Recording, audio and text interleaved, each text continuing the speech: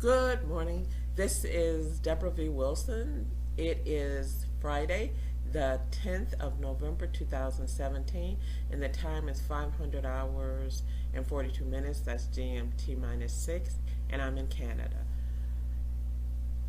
In the ever complex relationship between Israel and the UK and Israel, certainly the most recent chapter would be the resignation of former International Development Secretary Priti Patel, which happened on the 8th of November 2017. But I would ask you to look a wee bit further back to the 5th of November 2017 at Andrew Marr's interview of Bibi Netanyahu, the Prime Minister of Israel.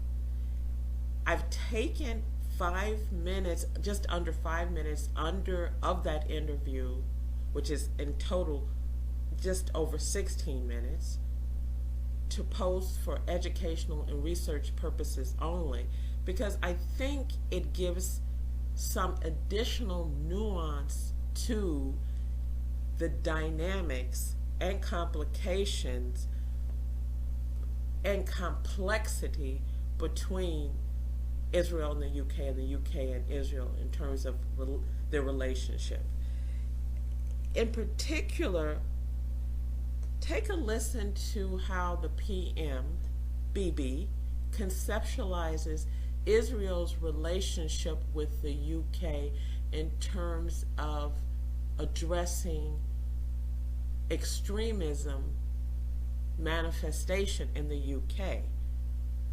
It's interesting to note how Bibi understands Israel's relationship and partnership with the UK in terms of fighting extremism. Whether that partnership is understood by both parties in a similar manner, one of the parties in the relationship, and that would be Israel, perceives itself to be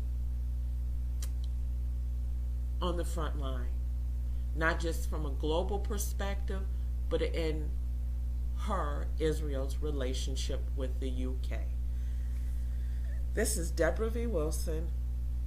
The clip is just under 5 minutes, as I've said several times. Give it a listen and see if it adds any nuance at all to your understanding of the UK's relationship with Israel and Israel's relationship with the UK. Thank you very much. Syria. What they did in Lebanon, that Prime Minister Hariri resigned over, is basically took over the country. Probably killed his father, threatened to kill him. So the same thing is being done in Syria. The collapse of so-called ISIS, or the Islamic State. Well, as ISIS collapses, as ISIS moves out, Iran moves in. But they want to bring their Air Force there, right next to Israel. They want to bring Shiite and Iranian divisions right next to Israel. They want to bring submarines and military vessels right into the Mediterranean, right next to Israel. So we will not let that happen. We will resist it. And I think you would go to war to stop that happening. You know, the more we're prepared to stop it, the less likely we'll have to resort to much greater things. There's a principle I very much adhere to, and that is nip bad things at the bud. But if you can't, I mean, we've had rocket attacks on Riyadh in the last few days. We've had what's happened in Lebanon. Things are moving all over the place. Things are moving in the Horn of Africa. You can see this is a big, big situation.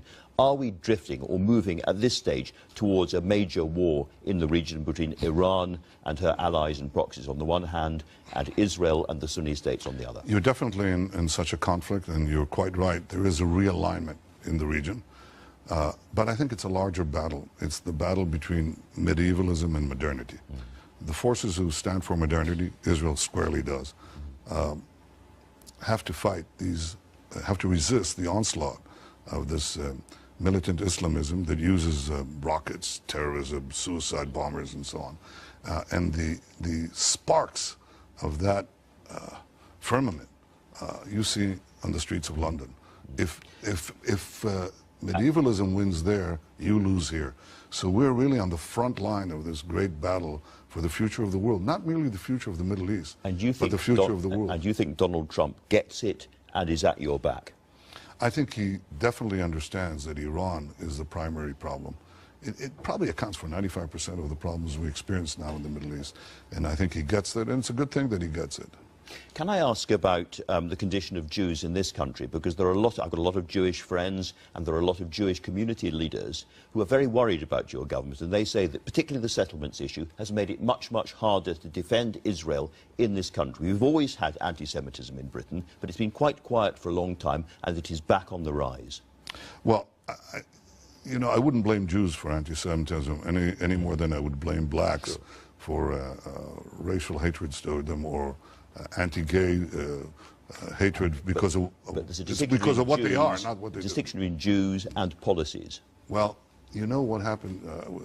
Theresa May gave this extraordinary speech, on the Balfour Centennial, and she said, you cannot go and attack and say that Britain has no right to exist because you oppose some of British government's policies. So Britain has a right to exist, Israel has a right to exist. You may disagree with this or that policy, but you would never question any other country's right to exist based on this or that disagreement with a policy. Yet this is what is leveled against Israel and against Israel alone. One of the big supporters of Palestinian rights in this country is the new leader of the Labour Party, Jeremy Corbyn, who has said in the past, for instance, that we shouldn't allow free access for who he calls Israel's criminal politicians to come into this country. He might very well be Britain's Prime Minister before long. What would that do to relationships? And should you not pick up the phone and talk to him directly? Well, first of all, the British people decide who they want to govern them. But I hope that there'll be a continuity of British policy with Israel, because here's something people don't know. That cooperation has saved many lives. Many Israeli lives, many, many British lives, because we have an intense cooperation between our security and intelligence agencies, and it is protecting Britain and it is protecting Israel. And it's something I hope will continue in the future.